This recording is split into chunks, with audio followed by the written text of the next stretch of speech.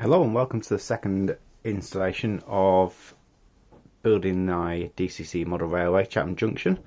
Just thought I'd bring you up to date with what we've been doing over the last week or so, and just let you see the progress so far. So you may be able to see down here, we've now got the storage area that I was talking about in the first video installed. Tracks laid, but the droppers have still got to go into that section just here. We were thinking about putting it directly under the main baseboard, but when we looked how we were going to do the incline and decline section to get to that piece, it was going to be far too steep to be able to have that low enough to then still access all the electrics and the points for the main baseboard underneath. So we changed that up a little bit, brought that to the front, so I've only had to drop that down by a couple of inches so we're not having such a steep incline.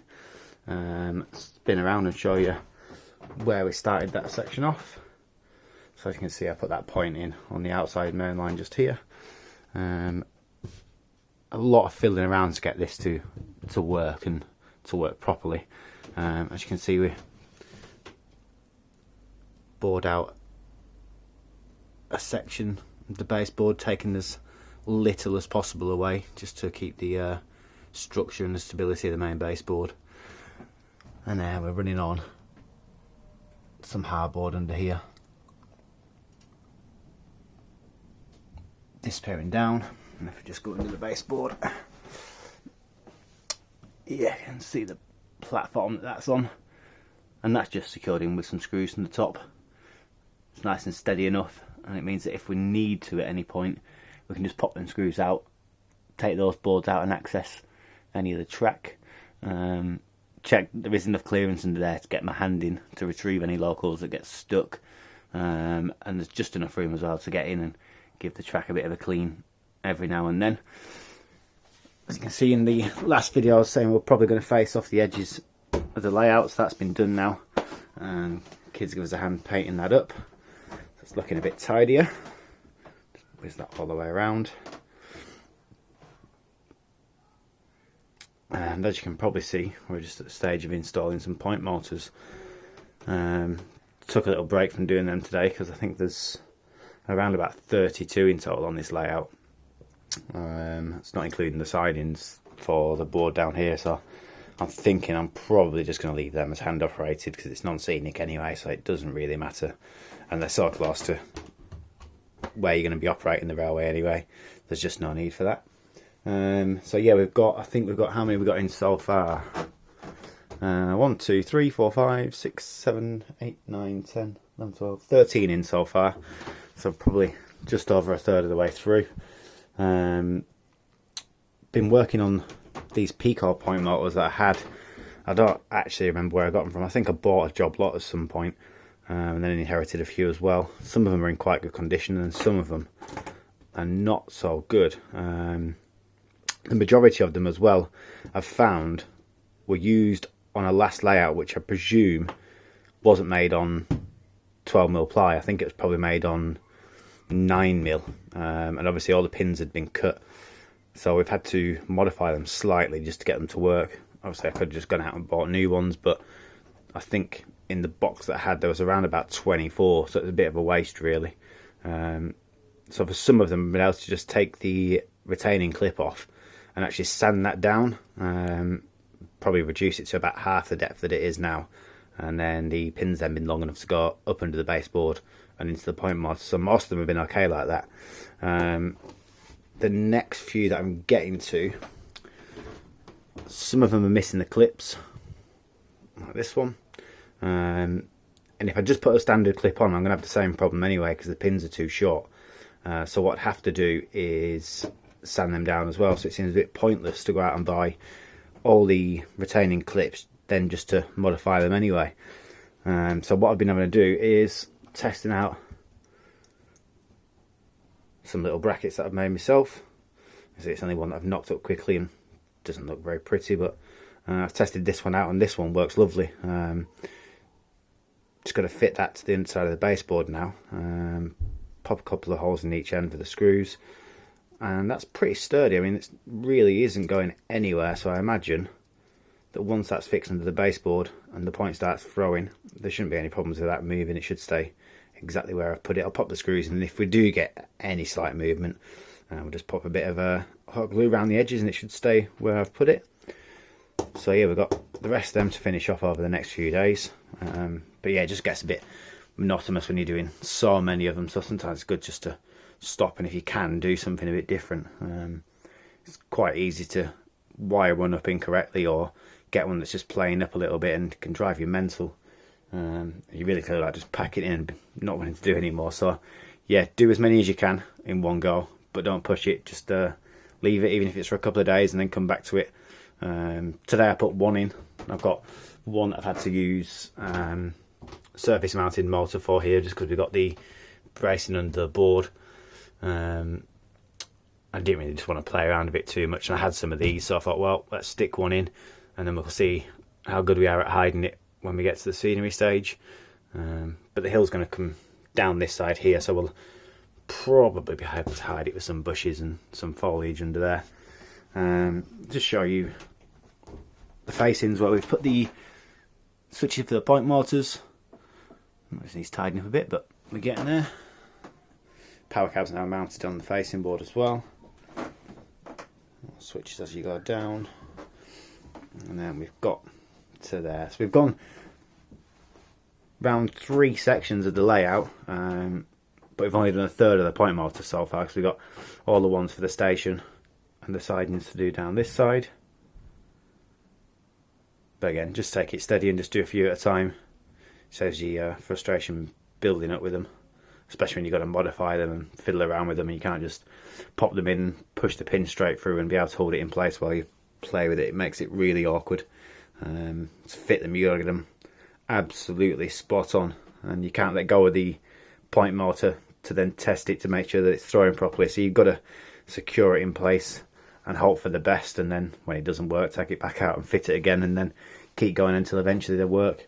I had a slight issue with one. Where were we? It was here on the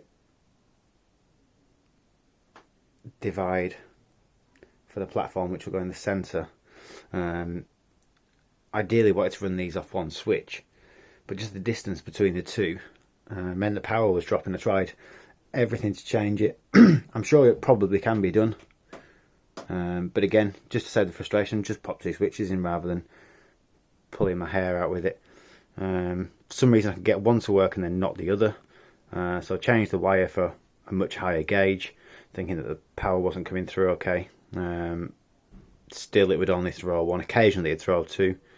So I also changed the return wire for a higher gauge, tried pretty much all the basic things, and for whatever reason it just didn't want to work.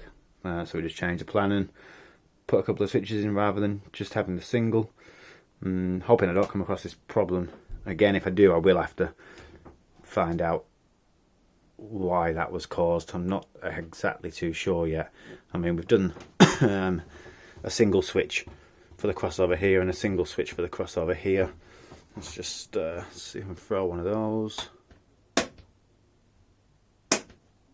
And the bottom one again is just on one switch.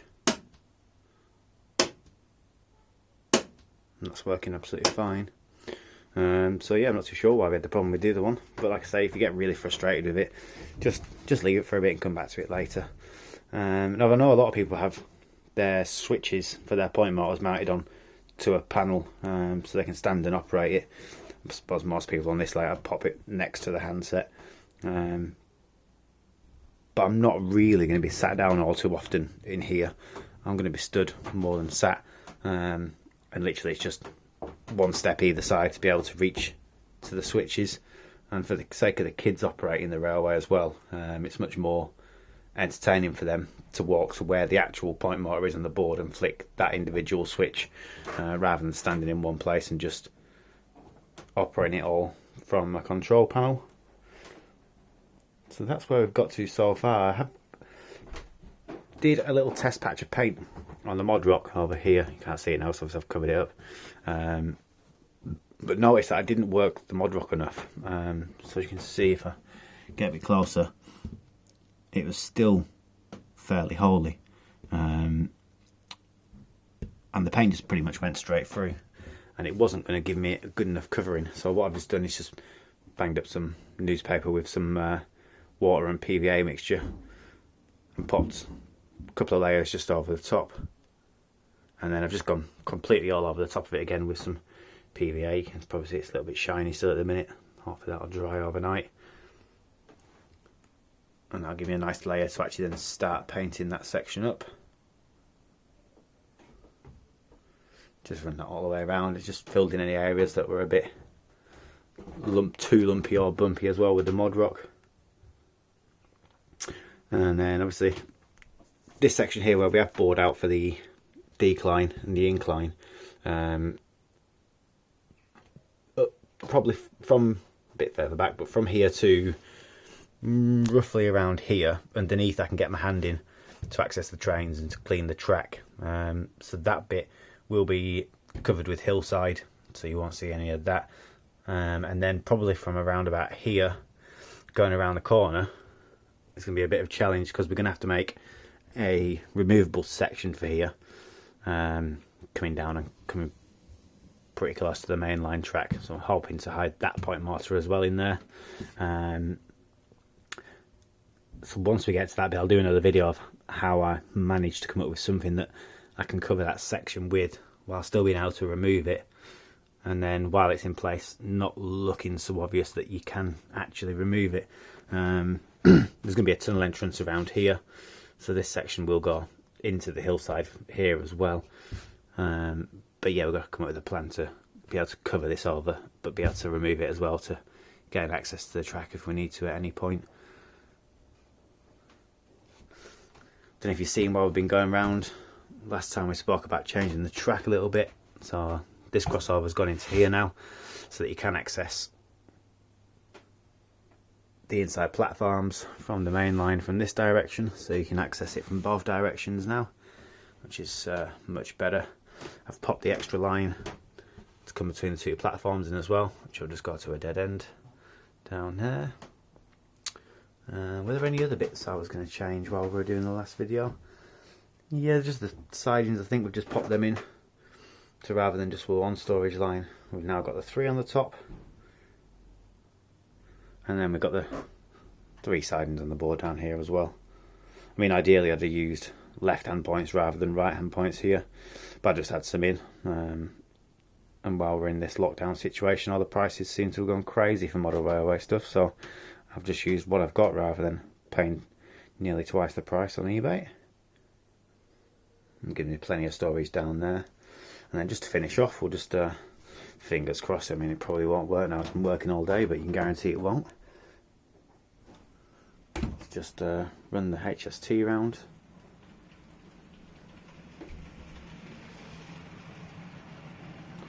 Excuse the mishmash of carriages. They're just for testing purposes to make sure that it would go up the incline without any problems, with enough rolling stock attached.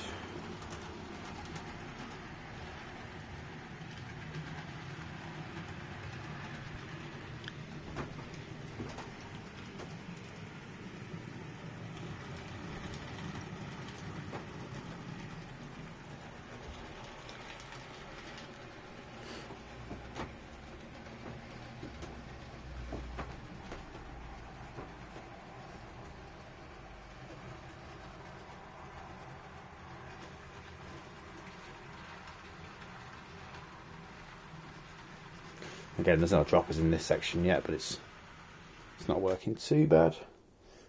Get them in tomorrow.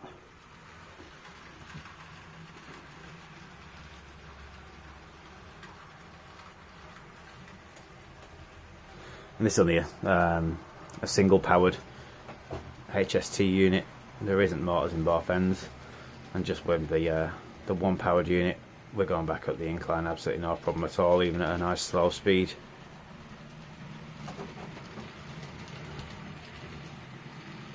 So yeah, all working nice at the minute. Tried a few of the other diesel engines and bits and pieces going up and down there as well, and none of them are having any problem getting anything up or down, so that's good.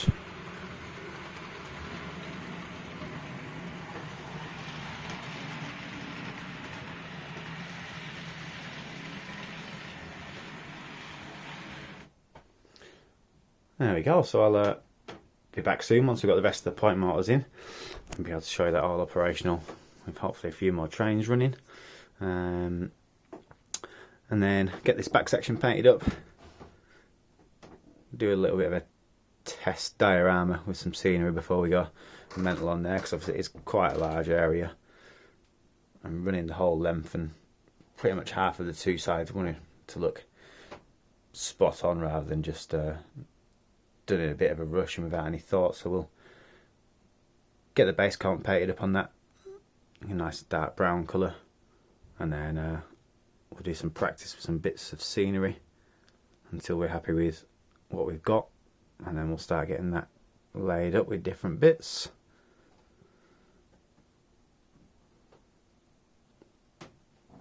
And then we're just doing a little bit, again all the track was just planned out in my head, so we're going to do the same with the buildings and the roads. Spent a little bit of time this morning just having a bit of a sketch directly onto the baseboard.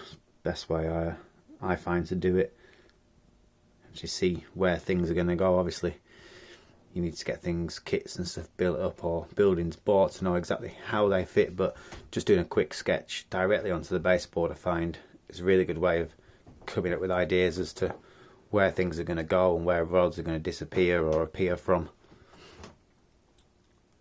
Again, it could all change once we get some buildings and get a plan, but just to have some sort of idea in your head as to where these roads are going to go. I mean, I may put a little slope into here to have a road, but again, I might not. It might look a little bit too cluttered there, but there will be one coming off the back section here and disappearing.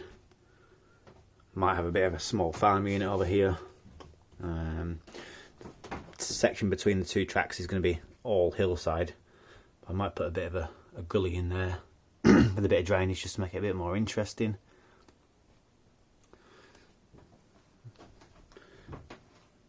More of a country road between the station and the main line down this side. Might have a little bit of light industry in the corner here, and then again on this back section here I think I'm going to do some light industry, probably with a row of houses in front of. But again, we'll play it by ear. It's always just good to have some sort of idea as to where you're going with it. It's not harm in changing things, but makes you feel like you're making a little bit of progress as well once you get some stuff done. So okay, I'll leave it with you guys, and then once we get some more progress made, I'll do the next one for you. Thanks very much.